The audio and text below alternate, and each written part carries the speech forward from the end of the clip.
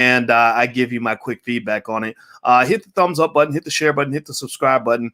And also the free gift for today is a free lecture on how you can set your family up economically for the next 100 years. It is a free lecture at 100yearfamilyplan.com. So I'm going to put that right there on the screen for anybody that wants to pick that up. So the first Black Wealth confession is this. It says, I am married and my wife and I are in our mid-30s. Since watching your videos, my wife and I went from $0 to $30K in our stock and IRA Roth portfolios. We are in the process of looking for a house, and we live in the DC area, which is not cheap. Do you recommend buying a property in a pre-gentrified area, knowing that the property value will go up, even though it might be a bit hood, or a more established area that's pricier and not get as much appreciation? That's a great question. The thing about buying those areas that are pre-gentrified is that sometimes you may not have all the information you need. I think it comes down to how well you know that the area is pre-gentrified. So if you're 100% sure that it's pre-gentrified and you're willing to wait a few years, then maybe go for it. But just remember, though, that there are a lot of other ways to make a lot of money much faster, a better ROI in a much quicker way, or you could get some established property, make it rental property. I'm a fan of that. I think the question becomes, if you're talking about buying a home, are you talking about a home you're going to live in or a home you're going to rent out to other people? And also, I think quality of life needs to be factored into your decision, where you're not just thinking about the financial. I would hate to go buy a house and have to sit there for 5 years waiting for the value to go up. I think that there are easier ways. There are stocks literally that we were talking about a month ago that have doubled in value this month. Like, for example, Tilray. I told you guys about my favorite stock of the month, Tilray, which is a cannabis company. That sucker doubled. Go look it up. Tilray. Tilray doubled. It was trading maybe $7 or $8 a share when we started talking about it. Actually, I started talking about when it got to about 10 or 11, and then it shot up to over 20. And I had a decent investment in there, and that money literally flipped. There's some cryptos that flip. We're going to have I'll talk to a brother named Ian today, and I'm going to have him on the Black Financial Channel once a week to talk about crypto, because there are some cryptos that are kind of going crazy. In fact, Ian, this brother, I'm glad he's going to join us in the Black Business School, because this brother actually did a spreadsheet where he showed where he took $20,000 in crypto and turned it into $5 million. Like literally he turned it into $5 million bucks. So I'm not sitting here trying to say that real estate is played. Real estate is important. Real estate matters. I own real estate. I want to own more. But there are so many ways to make money. So if you're going to make a play as serious as real estate, just make sure you know what you're doing and make sure that it is something that where you really are okay with having the patience to wait it out. And there's a difference. Like when I'm picking houses, there's a difference between places I want to buy because I want to make income, places I want to buy where I think the price will go up, or a place I want to buy where I actually want to live in it. I think all those factors have to be considered. So, but I've seen people make it work both ways. And I think that if your cash flow is low, then you might have to go that pre-gentrification route. The next Black Wealth confession is someone says, after 17 years of student loan debts, I finally paid them off. I'm now out of work and dependent on assistance funding. I'm deeply inspired to start my own film production company. I want to own a house to use for productions, but I have little money, and the thought of wasting money on an apartment frustrates me. I'm 36 and it depresses me. I am still inadequate on so many levels. Though I can get a VA loan, I do not want to re-enter decades of debt again. What do you suggest? First of all, do not get down on yourself. Do not get down on yourself. You're 36. That ain't old. You're not 106. You're not 86. You're not even 66. You're 36 years old. You have to be as old as I am to know how young you are. You don't realize how young you are. You got a lot of your life in front of you, and this is a great chance for you to turn your life around and make your life into what you want it to be. Now, here's the funny thing, though. Your life isn't that bad. You had debt. You paid it off. Good for you. Somebody clap for this brother. Let him know, like, that's good. You paid off the debt. I think that's wonderful, right? You have something to be proud of. So don't get down on yourself. Getting money is hard. Most of us aren't trained on that. It's like learning how to become a rapper or an NFL football player. If I wasn't trained on these things, then how can I be good at those things, right? So I'm going to teach you how to rap. Let me show you. Let me take you in the studio and show you how to bust a rhyme. Here's what you do. In my view, this is not financial advice. This is just my 2 cents. First off, you have no debt, which is a wonderful place to be. Debt is also called leverage. Why do they call it leverage? Because leverage is like a slingshot. A slingshot, you pull back, you get the leverage, and then you shoot it out into the ocean or whatever. So your debt can actually propel you to a higher level on one key condition. The debt that you take on must create more income than is necessary for you to repay that debt. So that debt could be for a student loan. Well, that's going to maybe double or triple your income, but you got to be sure about that. You don't just go take the debt hoping that things work out. You take the debt knowing that things are probably going to work out. It could be a business. If you got a business idea, I know a student in the Black Business School. She's in the Black Wealth Bootcamp now. I'm going to bring her on the channel because she's actually a friend of Alicia's. So she joined the Black Wealth Bootcamp. And I kid you not, she had been sitting on a CMOS business because she knew she had friends that were interested in CMOS. And she started this CMOS thing, just literally started jarring up the CMOS with her family. And now she's literally selling out every week. Like literally within a month, her income has jumped because she finally got that CMOS business moving. She doesn't even have a website yet.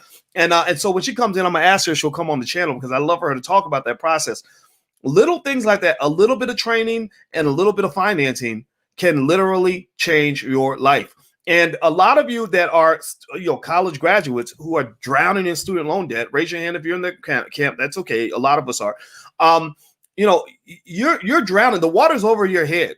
And when the water is over your head, how do you get out of water that is over your head? What do you got to do? Give me the word. Type the word in the chat. If you know, it's a one word. It's 4 letters. Starts with an S. What do you got to do if the water's over your head? You got to learn. You got to swim. You got to swim. And the way you swim financially is you increase your income. So, and actually the next confession is really interesting to me because this is a person who actually learned how to swim. So I don't think you should be afraid of debt. Debt itself is not a bad thing. Do not let anybody, I know Dave Ramsey and people like that from what I've heard, they almost seem to imply that debt is always a bad thing. Debt is not always a bad thing. Sometimes debt can be the best thing to ever happen to you. So the problem is when debt is used irresponsibly. Like, so for example, think about debt like a race car, like a fast car. A fast car is not inherently dangerous. A fast car is just dangerous when you're driving blindfolded or you're driving too fast or you don't know how to drive. Then that car can kill you. But if you know how to drive, a fast car can get you down the road faster than you could on a 10-speed. Am I lying or am I telling the truth? Give me a yes in the chat if you get what I'm saying. So hit the thumbs up button, hit the share button, hit the subscribe button. Also, the Black Wealth Bootcamp is right there. If you want to still join us, we record. We meet every Thursday. Everything's recorded. You have a lifetime membership. So even if you join late, you still get tons and tons of resources. It's a lifetime membership. It'll change your life. If it doesn't change your life, then just let us know. We always give you your money back, no problem. All right. And so the next Black Wealth confession here. Let me see. I really want to find this one because I like this one a lot. Here we go. This is an update. Update on the show. Quote, I make $54K and I have $205K in debt. Okay, so I must have talked about this person before. Now pay attention. So it sounds like this person has made some adjustments. Stephanie, I believe it looks like her name's Stephanie. Check this out. She says, I now maintain an emergency savings. I've also created multiple streams of income to pay down debt. I'm a teacher, but created a skateboard shop online called www.highlifeskateshop.com. I co-founded an online private school, preparatoryacademy.com. I'm gonna put this URL in here because this is a Black-owned business. I want to support that. And also, she said my investments include TD Ameritrade and a coffee shop.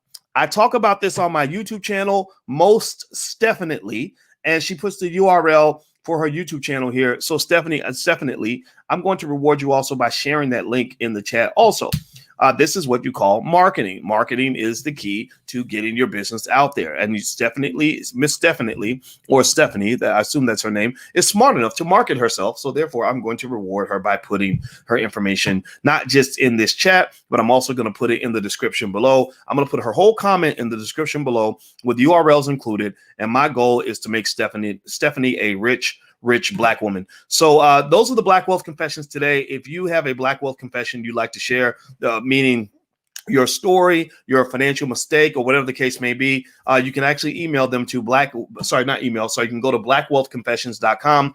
That's blackwealthconfessions.com, and people can learn from your story. So it doesn't have to be good, doesn't have to be bad. Just give us a story and give us something to talk about, something that we can work through and we can all learn. Also, if you're curious about establishing Black financial security for your family, I have a free lecture at blackfinancialsecurity.com. So feel free to go to blackfinancialsecurity.com.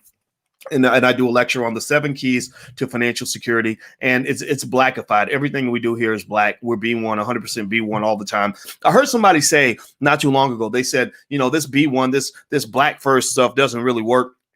Look at the wealth in the black community. This Marcus Garveyism doesn't work. And I really wish I could have talked to the brother, because I saw the video and he said this. And I think his argument is that it doesn't work because black wealth hasn't been increasing. Well, the reason black wealth hasn't been increasing is because black people as a collective are not doing this. If all black people, think about this, give me a yes or no. Do you think that black wealth would go up if all black people were buying from black businesses whenever possible? Yes or no? Do you believe that black wealth would go up if all black people were engaged in teaching their children financial literacy at an early age? Give me a yes or no. Do you believe that black wealth would increase if black people took control of ownership of our real estate? Give me a yes or no. If we put all our energy into buying back the block, give me a yes or no. Do you think that black wealth would increase if most black people engaged in stock market investing? Give me a yes or no. Do you believe that black wealth would go up if most black people trained our children to own businesses at an early age instead of chasing jobs? Give me a yes or no. Right. So what I'm saying to you is that the reason that it appears that this black first Garveyism, build your own, doesn't work is because black people don't do it. If our people did it, then it would work. It doesn't work because you're not doing it. That's like saying that, look, the exercise doesn't work. Look at how much weight he's gained. Well, he ain't exercising. If he ain't exercising and ain't eating right, then why would you think exercise will work if you're not exercising? So in order for you to become financially fit, you got to exercise. Do you get what I'm saying? Give me a yes in the chat if you follow what I'm saying. This is my logic.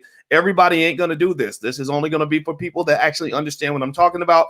And I'm going to tell you, it is working for people that are doing it. And we have about 130,000 students around the world in the Black Business School where it's working. They're doing these things. And in fact, if you are one of those people, I encourage you, please put your story down in the chat, because I need other people to see this, because one of the biggest impediments to wealth building is hopelessness. When people convince you that you're born poor, you're gonna be poor, you can't be nothing but poor because you're black and that's all that's out there for you, then those people are not your friends. Those are the people that want to keep you broke. Those are the people that want to keep you in the struggle. I want you to kind of get out of that. I want you to get away from that as far as possible. So that's all I want to say. That's my only thought. And also, in case you're curious about things we have for children, we do have financial workbooks and flashcards for children. So if you'd like to go take a look at our financial workbooks and flashcards for kids, the URL is financialworkbooks.com. That's financialworkbooks.com. Okay, guys, so I'm out of here. I hope you guys have a good day. Thank you for listening, and I hope this conversation helped you, and I will see you all soon. So take care.